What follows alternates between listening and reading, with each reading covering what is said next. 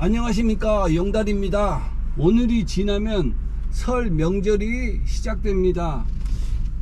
고향에 가시는 분들도 많고 이제 그런데 어제 저녁에 그 어플을 켜보니까 집에서 4km 떨어진 곳에서 그 화물이 서울 방이동 가는 화물이 있어서 잡았습니다.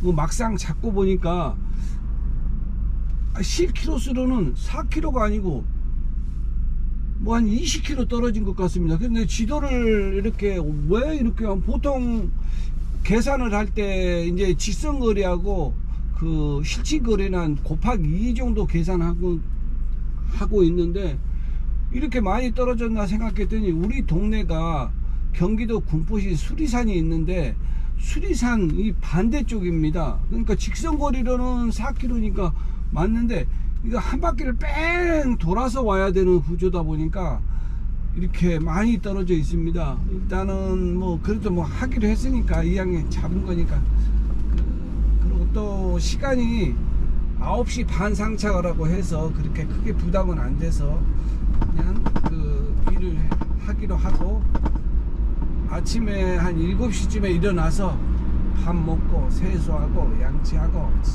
짐 싸가지고 나왔습니다. 나와서 이제 집 앞에서 바로 외곽 순환도로를 타서 안산 방향으로 이동을 하다가 목감 IC에서 빠져나와 수인 산업도로 쪽으로 왔습니다. 수인 산업 쪽으로 왔는데 이제 3.3km 남았다고 그럽니다. 안녕하십니까, 1톤 365 카페장 영달입니다. 2026년 2월 22일 10시에 제1회 개인영달 창업 아카데미를 개최할 예정입니다. 이번 아카데미는 개인영달 창업의 절차를 비롯하여 화물 현업 종사자분들의 콜 선택 및 매출 증진에 대한 내용을 다루게 될 것입니다. 자세한 내용은 네이버 1톤 365 카페 카테고리 화물차 창업 아카데미 그리고 공지를 참조하시기 바랍니다. 현재 개인영달을 하고 계시는 분들과 개인영달 창업을 준비하시는 분들의 많은 관심과 참석을 희망합니다. 감사합니다. 이번에 하고 싶은 말은 뭐 다른 게 아니고 개인영달 창업을 하시는 분들이 걱정하는 부분에 대해서 한번 생각해 보겠습니다. 일단 처음에 개인영달 하겠다라는 생각이 들면은 누가 그러는데 그냥 뭐 자격증이 있어야 된다는 이야기를 합니다. 아니 뭐 이거 운전은 지금까지도 한 10년도 넘게 대부분 다 했는데 무슨 자격증이 필요한가 하면 뭐 교통안전공단에서 화물운송 자격증을 따야지 그거 개인영달 넘버를 살 수 있다는 얘기를 듣고 이제 교통안전공단을 검색을 해서 자격증을 이제 신청을 합니다. 자격증 신청을 하면은 뭐 바로 시험 보는 것도 아니고 또 적성검사를 먼저 해야 된다고 그러니까 적성검사 보고 그 다음에 시험 60점 이상 맞고 교육도 8시간 받아야 된다고 합니다. 근데 이게 시험이 저 같은 경우에는 그래도 턱걸이를 어떻게 붙었는데 다 붙는 게 아닌 것 같습니다. 떨어진 분들도 있다고 그러는데 물론 저 같은 경우도 공부는 하지 않았습니다. 그냥 가서 대충 감으로 자꾸 시험을 봤는데 붙었습니다.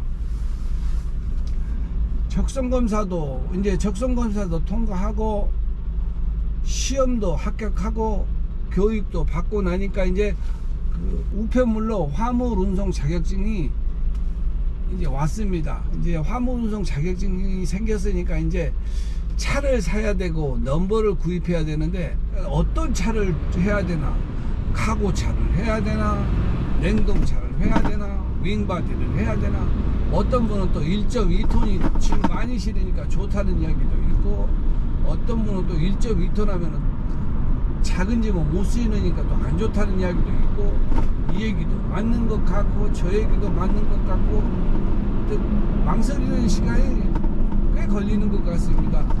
그리고 또 생각해보면 차가 제일 중요한 것 같습니다.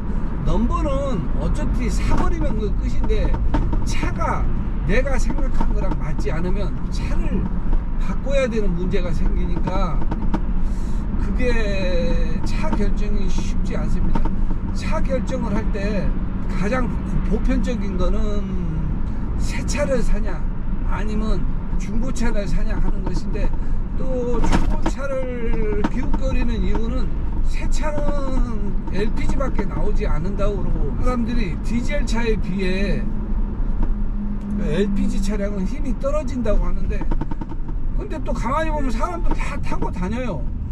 뭐 떨어지면 또 얼마나 떨어지나 하는 생각이 들고, 또 인터넷 뒤져보면 뭐 언덕으로 올라가는데 뭐 디젤이, 오래된 디젤이 새 차인 자기 차를 추월해서 갔다는 얘기도 있고, 뭐 별 얘기가 다 있는데, 일단은 뭐 제일 중요하게 글쎄 참고해야 될 거는, 기아하고 현대가 차 만들 때 뭐 세계적인 기업인데 멍청하게는 안 만들었을 거 아닙니까?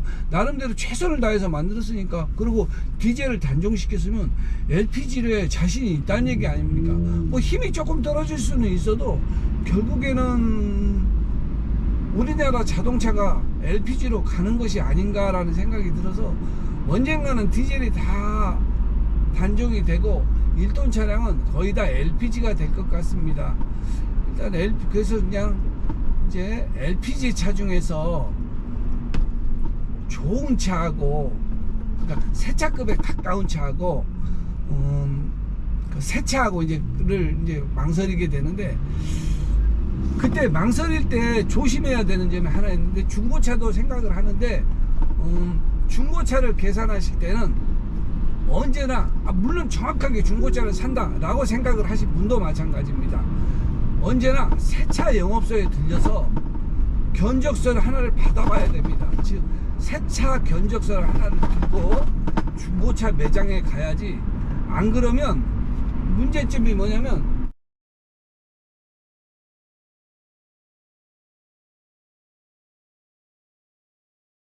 상차지인 안산구 장상동에서 화물을 싣고 이제 하차지가 있는 송파구 방이동으로 출발을 합니다. 근데 상차지에서 나오는 길이 아직 포장도로가 되지 않아서 울퉁불퉁 흙길이라 천천히 가고 있습니다. 이게 왜냐면 LED 등이라고 그러는데, 굳이 남의 화물을 위험하게 하지 않고 싶어서 그냥 천천히 한 1km 정도 이렇게 가야지 이제 될 것 같습니다. 이제 나가서 이제 갈 것 같습니다. 그리고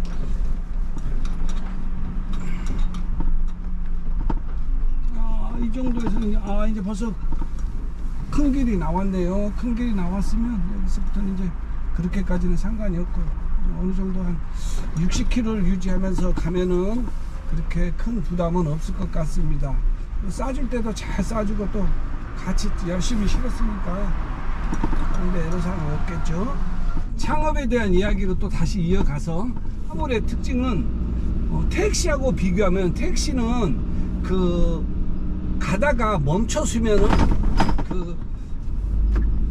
손님에게 여기까지 오는 공짜로 하고 나머지는 걸어가셔요, 아니면 다른 데 타셔요 하면 가능한데, 화물은 그게 안 되는 이유가, 화물은 걸어가질 않기 때문에 결국에는 내가 목적지까지 운송을 해 줘야 되는 겁니다.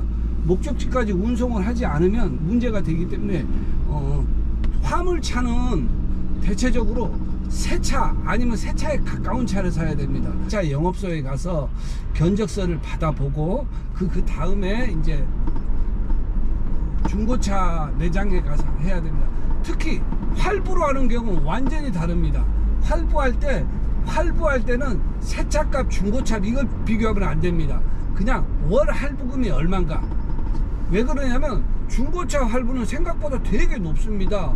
왜 높은지는 이유를 모르겠는데, 새차 할부가에 비하면 중고차 할부는 엄청 금액이 높아요. 그러니까 뭐 50만원 100만원 차이 나서 36개월 할부하면은, 글쎄 오히려 중고차 월 할부금이 더 많은 것입니다. 그러면 오히려 중고차 사느니 차라리 새차 사는 게 낫지, 굳이 중고차를 살 필요가 없게 되는 것 같습니다. 차량은 이제 이걸로 이제 계약하기로 하고 마음을 먹었으면 뭐 계약금을 미리 줘도 되고, 안 그러면은 또 남발을 구입하고 계약을 해도 되는데, 또 그러면 이제 또 차가 팔려버리는 경우도 있으니까 그 이제 각자 선택이니까 알아서 하시고, 이제 넘버를 계약할 때는 제일 중요한 거는 넘버를 계약하는데 어떤 딜러는 뭐 금액이 뭐 2,900이라고 그러고 어떤 딜러는 2,950이라고 그러고 다 가지각색입니다.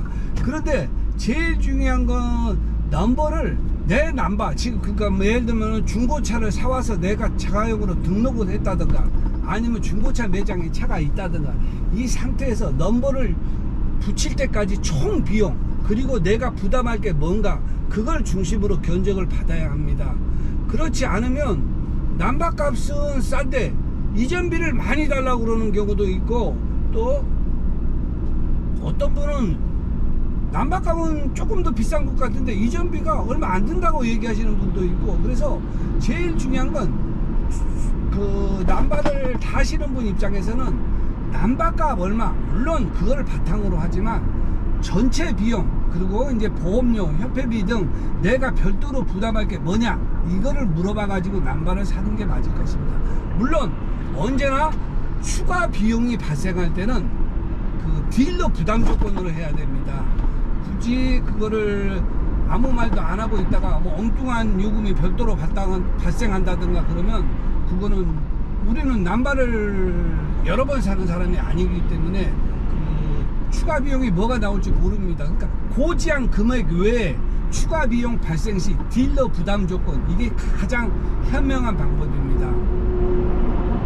그리고 딜러를 선택할 때 더 중요한 것이 하나가 남바를 사고 나면 사서 내 차에 이제 붙이고 나면은 그 다음에 운영을 어떻게 할 것인가 콜은 어떻게 잡는지 그걸 어떻게 합니까? 뭐 콜센터에서 가서 뭐 일주일 집체 교육 해주는 것도 아니고 그런데 그거를 잡지 못하면 이러지도 저러지도 못하고 그런 분들이 보통 이제 일을 못해서 6개월도 안 돼서 나 남바 팔래 나 적응 못해 나한테는 안 맞아 기타 등등의 얘기를 하는 것 같습니다.